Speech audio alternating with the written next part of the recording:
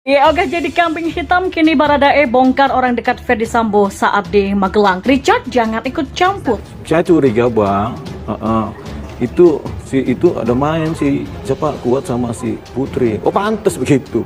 Saya korbani si Yosua dikorbani. Kuat sama Putri pinternya rahasia, namanya sama-sama pinter rahasia. Kalau cerita ini berubah-ubah, kemudian juga jalannya seperti yang dijelaskan oleh Jenderal tadi itu kan. Jadi semuanya kan menjadi tidak pasti, dan dalam ketidakpastian ini dimix supaya semua bisa ditemukan titik-titik yang menjadi kesepakatan jalan keluar yang paling logis nanti sesuai dengan BAP pengakuan, kemudian juga nanti perkembangan sidang, dakwaan, hakim yang menjadi malaikat, mudah-mudahan bukan malaikat pencabut nyawa atau sebaiknya dipertemukan gitu kan, karena Polri cukup bagus pengamanannya supaya hasil rekonstruksi itu benar-benar murni dari mereka. Kalau dia mau mencabut, nanti dicabut di depan pengadilan. Dicabut di depan pengadilan, tinggal tergantung hakim yang mencari fakta di persidangan, yakin enggak dengan keterangan tersangka ataupun keterangan saksi yang berubah-ubah. Makin banyak dia berubah, makin banyak dia ngarang kebohongan, saksi-saksi ini yang nantinya dia juga akan jadi tersangka, berarti makin berat hukumannya. Sesuai dengan arahan Bapak Presiden beberapa waktu yang lalu bahwa beliau memerintahkan kepada kami untuk membuka secara transparan, jujur, sehingga proses penyidikan ini betul-betul bisa dipahami dan masyarakat tentunya menginginkan bahwa proses penyidikan yang kita lakukan juga betul-betul transparan.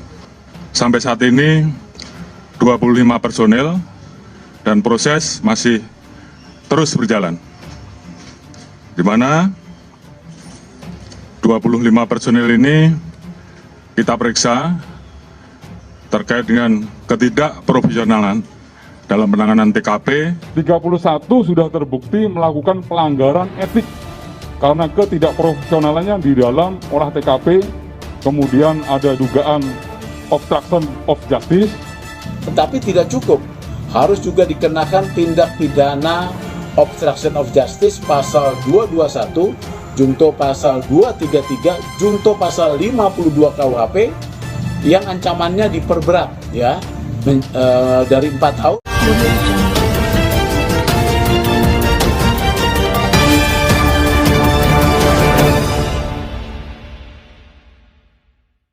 Iya, Baradae kembali buka suara, kini bongkar kejadian di Magelang terkait Brigadir J, Ferdy Sambo dan Putri Chandrawati. Usai bongkar terkait pembuatan skenario pembunuhan Brigadir J atau Nofriansah Joshua Huta Barat, kini Baradae kembali buka suara. Dan belum lama ini Baradae membongkar soal sosok lain yang bersikap aneh saat masih di Magelang. Tidak hanya mengungkapkan tangisan Putri Chandrawati, Baradae juga mengakui melihat sosok dekat Ferdy Sambo yang bersikap aneh. Sosok tersebut tak lain adalah Brigadir RR yang kini juga ditetapkan sebagai tersangka. Secara terang-terangan, Baradae membongkar gelagat aneh dari Brigadir RR.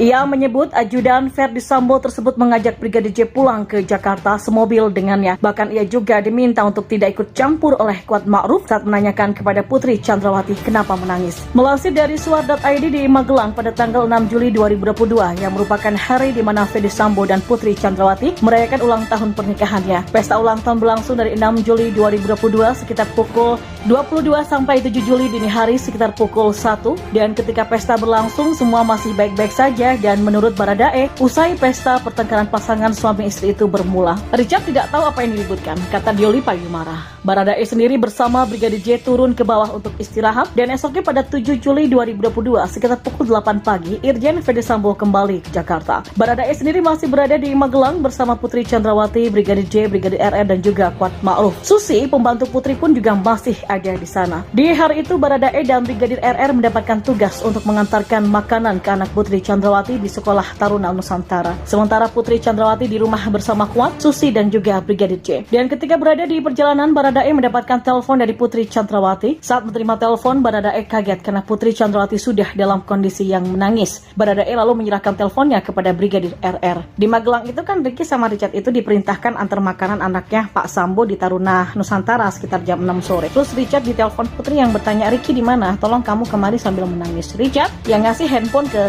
Ricky, lalu mereka buru-buru pulang. Ya meski demikian, Baradae tidak tahu apa yang dibicarakan Putri Chandrawati bersama Brigadir RR. Di rumah keduanya pun langsung bertemu dengan sopir Chandrawati yang bernama Kuat Ma'ruf. Dan saat Baradae dan Brigadir RR ingin melihat kondisi Putri tapi dicegah oleh Kuat Ma'ruf. Di sisi lain, Brigadir J sendiri sudah berada di lantai bawah dan kedua ajudan lainnya sempat bertemu dengannya. Di saat Putri Chandrawati menangis, dia hanya ditemani oleh Kuat, Susi dan juga Brigadir J. Keanehan tidak berhenti di situ saja. Baradae menyebut saat balik ke Jakarta hal mencurigakan kembali terjadi. Disebut pangkat Brigadir RR yang lebih paling tinggi dari ajudan Ferdi Sambo yang lain kala itu menyuruh Brigadir J pulang ke Jakarta satu mobil. Sedangkan Baradae sendiri satu mobil dengan Putri Chandrawati, seorang staf dan juga Kuat Ma'ruf. Kala itu rombongan sampai di Jakarta menjelang sore, tepatnya di rumah pribadi Ferdi Sambo yang sudah ditunggu sang jenderal polisi. Setelah tes PCR, mereka semua ke rumah dinas Irjen Ferdi Sambo di Duren 3 yang diduga sebagai TKP utama penembakan Brigadir J. Tak berselang lama, Putri Chandrawati kembali ke rumah pribadinya dengan pakaian yang sudah ganti.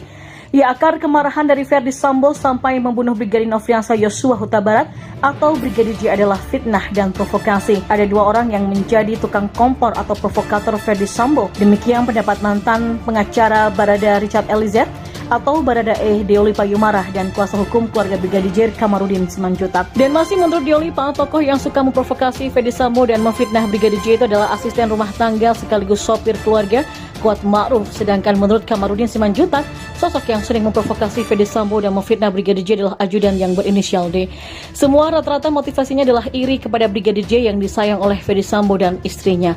Soal pelecehan, katanya di Magelang itu adalah sebuah kebohongan yang dibikin Kuat Ma'ruf.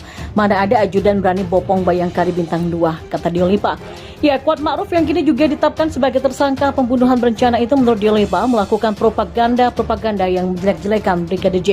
Dan masih menurut Deolipa, pernyataan dan kesimpulannya berdasarkan kesaksian Baradae dan cerita yang didapatkannya dari penyidik lainnya. Ya, meski orang sipil, ia iri dan ingin menjadi orang nomor satu yang dipercaya oleh Ferdi Sambo. Maka Deolipa menyarankan agar penyidik tidak terlalu percaya kepada keterangan para tersangka tersebut. Deolipa menggarisbawahi, Kuat Ma'ruf sudah memfitnah Brigadir J telah melecehkan Putri Chandrawati. Karena hasutan Kuat serta merasa harkat dan martabat keluarganya dilukai, Ferdi Sambo murka dan juga kalap. Deolipa berpendapat Ferdi Sambo merancang dan merencanakan pembunuhan terhadap Brigadir J hingga akhirnya ia dieksekusi di rumah dinas pada 8 Juli 2022. Ferdi Sambo memerintahkan Baradae menembak Brigadir J. Eksekusi ini di depan Ferdi Sambo, Kuat Ma'ruf dan juga Bribka RR. Maka lanjut Deolipa, Kuat melakukan berbagai propaganda. Ya, propaganda si Kuat ini dia bikin cerita tentang si Joshua ini yang jelek-jelek ya. Dia bikin propaganda terkait Bu Putri dan bilang ke Sambo. Kuat termasuk membuat cerita bahwa Brigadir J sudah 2 kali berupaya melecehkan Putri Chandrawati. Ya, Kuat karena gengsinya itu karena merasa paling kuat, namanya juga Kuat ya. Kalau perannya di bawah Joshua kan nggak mau dia. Sebab kan si Kuat ini orang lamanya si Sambo gitu loh.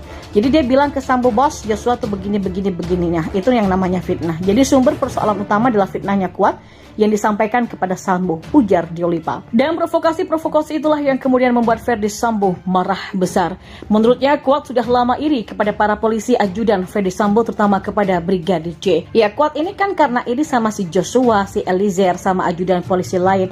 Akhirnya ia rancang suatu cerita di otaknya, yakni cerita jihad dan itu fitnah. Makanya sumber dari persoalan ini kan adalah fitnah. Sehingga dapat satu sudut pandang, oh ternyata ada posisi di mana Kuat ini orang sipil, terus ajudan lainnya polisi semua. Dan Kuat ini tersinggung kalau nggak jadi bosnya mereka. Juga tersinggung kalau Sambo lebih dengerin omongan ajudannya yang polisi-polisi ini daripada dia. Kuat itu kan maunya nomor 1, tapi dia sipil, apalagi dia bawaan orang lama, jadi dia agak mau kalah gitu loh. Akhirnya dia bikin propaganda dan fitnah serta ceritalah ke Sambo. Dan menurut Deolipa, Kuat mengarang cerita Brigadir J telah melakukan perbuatan tidak terpuji pada istri Sambo, Putri Chandrawati. Padahal hubungan Putri Chandrawati dan Brigadir J sudah seperti ibu dan anak. Lalu bagaimana dengan versi Kamarudin? Ya, cerita hampir sama disampaikan kuasa hukum keluarga Brigadir J, yakni Kamarudin Simanjuntak. Ia juga melihat ada upaya fitnah dan propaganda yang menyudutkan Brigadir J, tapi dilakukan ajudan lainnya yang berinisial D. Menurutnya, D sering melakukan hasutan kepada Ferdy Sambo sehingga memicu pertengkaran dengan istrinya Putri Chandrawati. Provokasi itu dengan cara mengatakan ajudan ini Brigadir J pakai parfum yang sama dengan yang dipakai Bu Putri. Kemudian menghasut bahwa almarhum ini pernah dia pergoki menembak foto dari Pak Ferdy Sambo selaku Kadif Propam. Kemudian menghasut Ferdy Sambo seolah-olah almarhum ini membocorkan rahasia daripada Ferdy Sambo kepada Bu Putri sehingga memicu pertengkaran antara ibu dengan bapak itu, sehingga yang menyebabkan ibu menjadi sakit, kata Kamarudin. Informasi ini jelas Kamarudin diketahuinya dari bukti percakapan via WhatsApp atau WA, dan itu terekam dalam percakapan elektronik, ungkas Kamarudin.